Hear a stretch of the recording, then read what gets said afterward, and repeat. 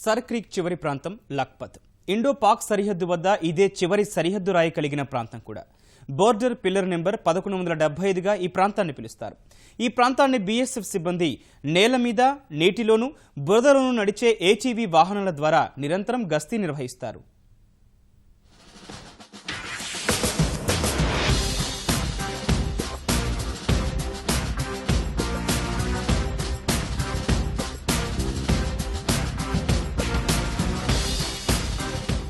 చిత్తడి నేలలు, బురదనీటి కయ్యలను చూస్తేనే భయమేస్తుంది. సాధారణంగా వాటిలోకి దిగే సాహసం ఎవరూ చెయ్యరు.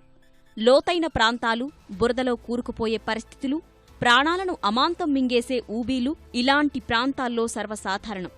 ఇక్కడ కొన్ని చోట్ల పూర్తిగా నీరుంటే మరికొన్ని చోట్ల మార్షీ ల్యాండ్స్గా పిలిచే బురదనీటి కయ్యలుండడం సర్వసాధారణం.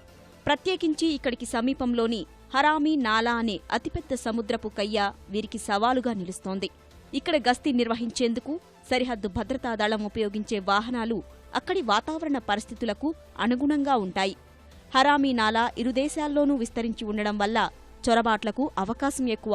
అందుకే సరిహద్దు భద్రతా దళం ఈ వాహనాల్లోనే గస్తీ తిరుగుతుంది. ఇటలీ నుంచి కొనుగోలు చేసిన వాహనం దాదాపు 2.5 కోట్ల రూపాయల విలువ చేస్తుంది. బురద కయ్యల్లో దాదాపు 40 నుండి 50 కిలోమీటర్ల వేగంతో ప్రయాణించగల సామర్థ్యం ఈ వాహనానికి ఉంది.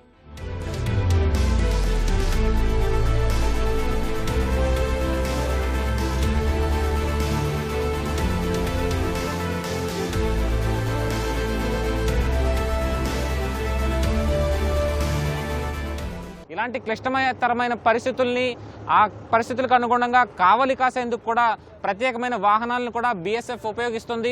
మనం చూస్తున్నటువంటి ఈ వాహనం ఏటీవీ ఆల్ టెర్రైన్ వెహికల్గా చెప్పుకోవచ్చు. ఆల్ టెర్రైన్ వెహికల్ అంటే అటు రోడ్డు పైన కానీ, నీటిలో కానీ, ఇటు బురదలో సైతం ప్రయాణించే విధంగా ఈ ఆల్ టెర్రైన్ వెహికల్ని తయారు చేశారు. ఇందుకు అనుగుణంగానే బీఎస్ఎఫ్ కూడా ఈ వాహనాల్ని ప్రత్యేకించి ఈ వాహనాల్ని పహారా కాసేందుకు మాత్రం ఉపయోగిస్తుంది. బోర్డర్ పిల్లర్ దగ్గర ఉన్నటువంటి ఆ వాహనాన్ని చూస్తే కనుక ఆల్ టెర్రైన్ వెహికల్, దీనికి సీగల్ అని కూడా పేరు పెట్టారు.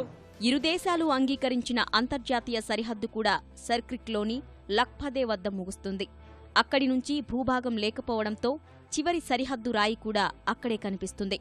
మిగతా ప్రాంతం అంతా ఉప్పునీరు ఉండే ప్రాంతమే. దేశ విభజన సమయంలో సింధ్ ప్రావిన్స్ సగం విడిపోయి పాకిస్తాన్లో కలిసింది. మిగతా ప్రాంతం గుజరాత్లో ఉండిపోవడంతో ఇరు దేశాల మధ్య వివాదాస్పద సరిహద్దుగా క్రీక్ ప్రాంతం మిగిలిపోయింది. 1175 నెంబరు రాయి వద్దే రెండు దేశాల మధ్య ఉండే సరిహద్దు ప్రాంతం ఆంగ్ల అక్షరం ఎల్ ఆకారంలో ఉండడం విశేషం.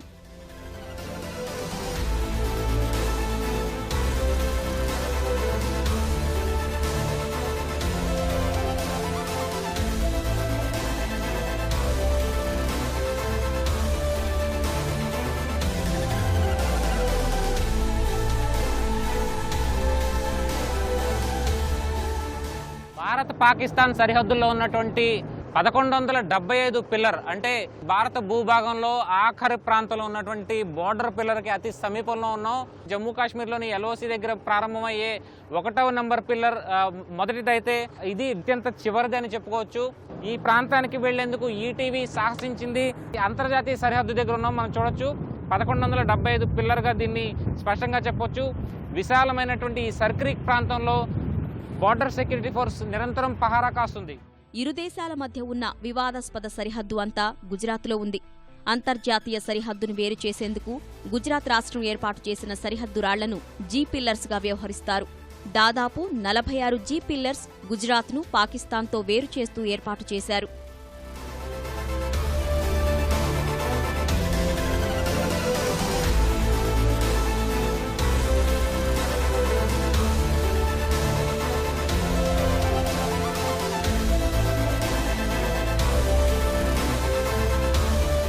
కరెక్ట్గా సరిగ్గా అంతర్జాతీయ సరిహద్దుగా పిలిచే ఇండో పాక్ పిల్లర్ 1175 దగ్గర మనం ఉన్నాం.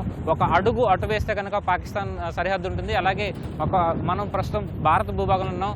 ఇటు ఈ పిల్లర్కి కరెక్ట్గా ఈ స్తంభానికి చూసుకుంటే కనుక గుజరాత్కు సంబంధించినటువంటి గుజరాత్ రాష్ట్రానికి చెందినటువంటి 46 పిల్లర్లు కూడా ఇదే ప్రాంతంలో కనిపిస్తాయి.